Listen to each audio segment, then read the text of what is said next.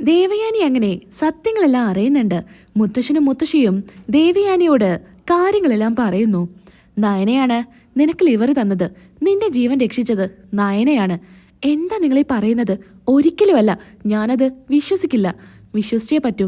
നയനയാണ് നിനക്ക് ലിവർ തന്ന് നിന്റെ ജീവൻ രക്ഷിച്ചേ. ഇപ്പൊ നീ ഈ റൂമിൽ നിന്ന് ഇറങ്ങി പോവാൻ പറഞ്ഞല്ലോ, ആ നയന തന്നെയാ നിനക്ക് ലിവർ തന്നേ. ഇനി നിനക്ക് സംശയമുണ്ടെങ്കിൽ നിനക്ക് ഹോസ്പിറ്റലിൽ പോയി അന്വേഷിക്കാം. നിന്റെ ജീവൻ രക്ഷിച്ച നായന മോളെയാ നീ ഈ റൂമിൽ നിന്ന് ഇറക്കി വിട്ടത്. അവളുടെ കണ്ണീരിന് നീ എന്ത് പ്രതിഫലം കൊടുത്താലും മതിയാവില്ല ദേവയാനി.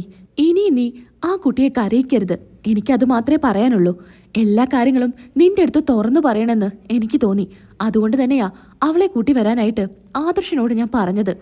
ആദർശ് അതുപോലെ അവളെ ഇങ്ങോട്ട് കൊണ്ടുവന്നു. നീ ആയിട്ട് ഇനി ആ കുട്ടിയെ കരയിപ്പിക്കരുത്. ഇപ്പൊ നിന്റെ ആരോഗ്യമൊക്കെ ഓക്കെ ആയല്ലോ, അതുകൊണ്ട് തന്നെയാ ഞാൻ സത്യങ്ങൾ പറഞ്ഞത്. അവള് പറഞ്ഞത് ഒരിക്കലും അമ്മയെ ഇതൊന്നും അറിയിക്കരുതെന്നാ. പക്ഷെ അങ്ങനെയല്ല. നീ പലതവണ അവളെ അവഗണിച്ച് പറയുമ്പോഴും നിന്റെ മരുമകളാണെന്ന് നീ അംഗീകരിക്കാത്തപ്പോഴും എന്റെയും ഇയാളുടെയും ഉള്ളു പെടയായിരുന്നു. എല്ലാം മനസ്സിൽ വെച്ച് ഞങ്ങളാകെ സങ്കടത്തിലായിരുന്നു. പിന്നെ നിങ്ങളൊക്കെ പറഞ്ഞു മോൾക്ക് ഞങ്ങൾ സ്വർണം കൊണ്ടു കൊടുത്തു. ഇയാളുടെ സ്വർണങ്ങളെല്ലാം എന്തിനാ അച്ഛനും അമ്മയും കൊണ്ടു കൊടുത്തേ എന്നൊക്കെ. പക്ഷേ ഞങ്ങൾ കൊടുത്തത് അർഹതപ്പെട്ട കൈക്ക് തന്നെയാ. നീ ഇപ്പോ ആദർശിന്റെ അടുത്ത് പറഞ്ഞല്ലോ ആ കുട്ടിക്ക് എന്ത് സഹായം വേണമെങ്കിൽ ചെയ്തു കൊടുക്കണമെന്ന്. സത്യങ്ങളെല്ലാം അറിഞ്ഞപ്പോ എനിക്ക് നയന മോൾക്ക് എന്തെങ്കിലും കൊടുക്കണമെന്ന് തോന്നി. അങ്ങനെ ഇയാൾ തന്നെയാ സ്വർണ്ണങ്ങളെല്ലാം എടുത്തു കൊടുത്തത്. ഇനി അവൾക്ക് വേണ്ട എല്ലാ കാര്യങ്ങളും ഞാൻ കൊടുക്കും. ഇനിയെങ്കിലും നീ മോളെ മനസ്സിലാക്ക്. ആദർശും നയനും നല്ല സന്തോഷത്തിൽ ജീവിക്കട്ടെ. മലയ്ക്ക് പോയി തിരികെ വന്നതിന് ശേഷം അവർ പുതിയൊരു ജീവിതം തുടങ്ങട്ടെ. ഇനി നീയായിട്ട് അവളെ ഉപദ്രവിക്കരുത്. എനിക്കത് മാത്രമേ നിന്റെ അടുത്ത് പറയാനുള്ളൂ. നീ ഇങ്ങനെയൊന്നും ആയിരുന്നില്ല. നിന്റെ സ്വഭാവം മാറിയിട്ട് അധിക നാളൊന്നും ആയിട്ടില്ല. ഇനിയെങ്കിലും നീ ആ പഴയ ദേവയാനിയായിട്ട് തിരികെ വാ. അച്ഛനും അമ്മയും പറയുന്നത് എനിക്ക് വിശ്വസിക്കാൻ പറ്റുന്നില്ല. അപ്പോ എല്ലാവരും ചേർന്ന് എന്നെ പറ്റിക്കായിരുന്നു, ഒരു നാടകം കളിക്കായിരുന്നു എല്ലാവരും എന്റെ മുൻപില് അല്ലേ? അവളുടെ ലിവറാണ് എന്റെ ഉള്ളിൽ വെച്ചേന്ന് ഒരാൾ പോലും എന്നോട് പറഞ്ഞില്ലല്ലോ. എങ്ങനെയാ നിന്റെ അടുത്ത് പറയാ? നീ എങ്ങനെ പ്രതികരിക്കുമെന്ന് അറിയാത്ത കാരണ ആരും നിന്റെ അടുത്ത് ഒന്നും പറയാത്തത്. പിന്നെ മോള് പറഞ്ഞത് അമ്മ ഒന്നും അറിയണ്ട, അമ്മയ്ക്കെന്നോട് ഒരുപാട് ദേഷ്യമാണ്, അതുകൊണ്ട് ഞാനാ തന്നേന്ന് പറഞ്ഞ അമ്മ അത് അംഗീകരിക്കില്ല എന്നാ. അതുകൊണ്ടാ നയനമോള് ഒന്നും പറയണ്ടെന്ന് എല്ലാവരോടും ആവശ്യപ്പെട്ടത്. നിനക്ക് അസുഖം കൂടിയ സമയത്ത് ഒരു ഡോണറെ കിട്ടാൻ ഒരുപാട് താമസമായിരുന്നു. എന്നാ മോൾ എടുത്ത വഴിക്ക് പറഞ്ഞത് ഞാൻ കൊടുക്കാം, എൻ്റെ ലിവറല്ല എന്തോ ഞാൻ എൻ്റെ അമ്മയ്ക്ക് കൊടുക്കാം എന്നാ അവള് പറഞ്ഞത്. ആ വാക്ക് അവളുടെ ഉള്ളിൽ നിന്ന് വന്നതാ. അതെങ്കിലും നീ മനസ്സിലാക്ക്. ഇനിയെങ്കിലും സ്വന്തം മോളെ പോലെ നീ അവളെ സ്നേഹിക്ക് എന്ന് മാത്രമേ എനിക്ക് പറയാനുള്ളൂ എന്നും പറഞ്ഞ് മുത്തശ്ശനും മുത്തശ്ശിയും ദേവിയാനിയുടെ റൂമിൽ നിന്ന് പോകുന്നുണ്ട്. എന്നാൽ അങ്ങോട്ടേക്ക് ആദർശ് വരുന്നുണ്ട്. ആദർശേ, അപ്പോൾ നിങ്ങളെല്ലാവരും ചേർന്ന് എന്നെ പറ്റിക്കായിരുന്നു അല്ലേ? ആരും എന്താ എൻ്റെ അടുത്തൊന്നും തുറന്നു പറയാഞ്ഞേ? അത് മുത്തശ്ശൻ പറഞ്ഞില്ലേ? അത് തന്നെയാ അമ്മ കാര്യം. അമ്മ എങ്ങനെ പ്രതികരിക്കുമെന്ന് അറിയില്ല, അതുകൊണ്ടാ ഒന്നും പറയാതിരുന്നത്. എന്നിട്ട് നയന എവിടെ? എനിക്ക് അവളെ ഒന്ന് കാണണം. അവള് റൂമിലാ. എന്നാ ഞാൻ അങ്ങോട്ട് വരാം, നീ എന്നെ അങ്ങോട്ട് കൊണ്ടുപോയാൽ മതി. അങ്ങനെ നയനയുടെ അടുത്തോട്ട് ദേവയാനി പതിയെ നടന്ന് ചെല്ലുന്നുണ്ട്. എന്നാ അനാമിക ചോദിക്കുന്നുണ്ട്, എങ്ങോട്ടാ വല്യമ്മ പോകുന്നേ? വല്യമ്മ ഇങ്ങനെ എണീറ്റ് നടക്കൊന്നും വേണ്ട, അവിടെ പോയി കിടക്ക്. എങ്ങോട്ടാ ആദർശേട്ടാ? ഞാൻ വല്യമ്മയ്ക്ക് കഞ്ഞി എടുത്ത് വന്നതാ, എനിക്ക് നയനയെ ഒന്ന് കാണണം, നയനയെ കണ്ടിട്ട് വരാം എന്നും പറഞ്ഞ് ദേവയാനി നയനയുടെ റൂമിലോട്ട് പോകുന്നുണ്ട്. നയനയെ കാണാനോ? അവളെയല്ലേ ഇപ്പോൾ റൂമിൽ നിന്ന് ഇറക്കി വിട്ടത്. ഇനിയിപ്പോൾ എന്തിനാ അവളെ കാണാൻ പോകുന്നേ? ചിലപ്പോ എന്തെങ്കിലുമൊക്കെ പറയാൻ കാണും. എന്തായാലും പോയി കാണാം. അവര് തമ്മിൽ എന്തെങ്കിലും വഴക്കിടുന്ന് കാണുമ്പോൾ എനിക്കൊരു സമാധാന എന്നും പറഞ്ഞ് അനാമികയും കൂടെ പോകുന്നുണ്ട്. അവിടെ എത്തുന്ന സമയത്ത് നയന കിടക്കുമായിരിക്കും. മോളെ എഴുന്നേക്കണ്ട, അവിടെ കിടന്നോ. എൻ്റെ അടുത്ത് മുത്തശ്ശനെല്ലാം പറഞ്ഞു.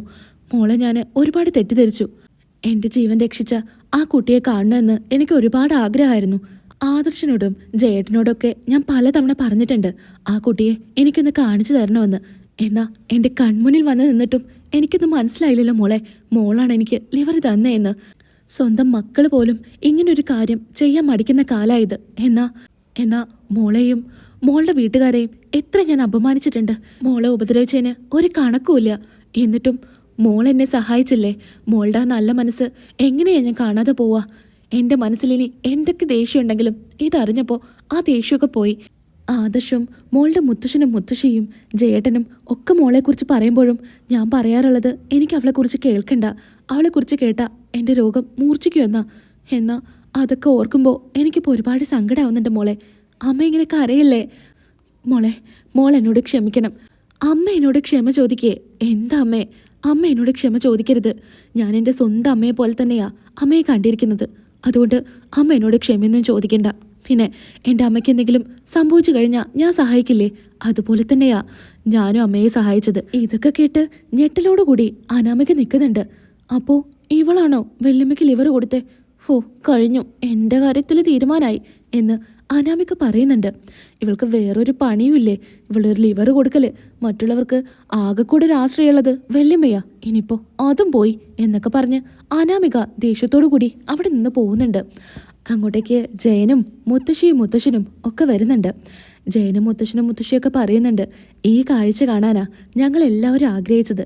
എന്തായാലും അമ്മായിയമ്മയ്ക്ക് മരുമകളെ മനസ്സിലായല്ലോ. ഇനിയെങ്കിലും നിങ്ങൾ രണ്ടുപേരും സ്നേഹത്തോടെ ജീവിക്കുക, അതാ ഞങ്ങൾക്ക് കാണണ്ടേ എന്ന് മുത്തശ്ശി പറയുന്നുണ്ട്. ജയൻ പറയുന്നുണ്ട്, നിനക്ക് എനിക്കൊരു മോളെ തരാൻ പറ്റിയിട്ടില്ല, എന്നാ എനിക്ക് ആ കുറവ് ഒട്ടും ഉണ്ടായിട്ടില്ല. നയനമോള് വന്നതിന് ശേഷം ഞാൻ എൻ്റെ മോളെ പോലെ തന്നെയാ മോളെയും കണ്ടിരുന്നത്. എന്നാ ദേവയാനി അങ്ങനെ ആയിരുന്നില്ല. ഇനിയെങ്കിലും നീ ഇവളെ മോളായിട്ട് സ്നേഹിക്കണം, അത് കാണാനാ ദേവയാനി എനിക്ക് കൂടുതൽ ഇഷ്ടം എന്ന് ജയൻ പറയുന്നുണ്ട്.